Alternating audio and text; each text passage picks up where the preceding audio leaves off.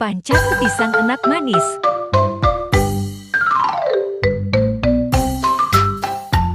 Hemmong yummy. Pancake ini cuma pakai 4 bahan aja loh. Udah dapet pancake yang enak banget. Bahan-bahan: pisang 5 gram tepung, tapioka 2 butir telur. Pertama, potong pisang jadi beberapa bagian. Masukkan 2 butir telur ayam betina. Masukkan tepung tapioka. Aduk perlahan pelan-pelan aja.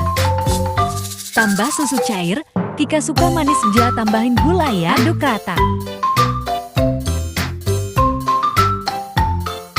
Tata pisang di atas teflon. Jika teflonnya lengket boleh olesi mentega sebelumnya. Tuangkan adonan yang sudah dibuat. Tutup agar cepat matang. Jangan lupa gunakan api kecil.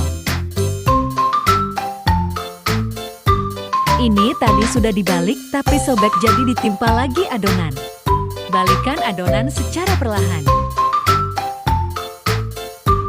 Padahal ini dia hasilnya, gampang dan praktis membuatnya tiap kona di rumah.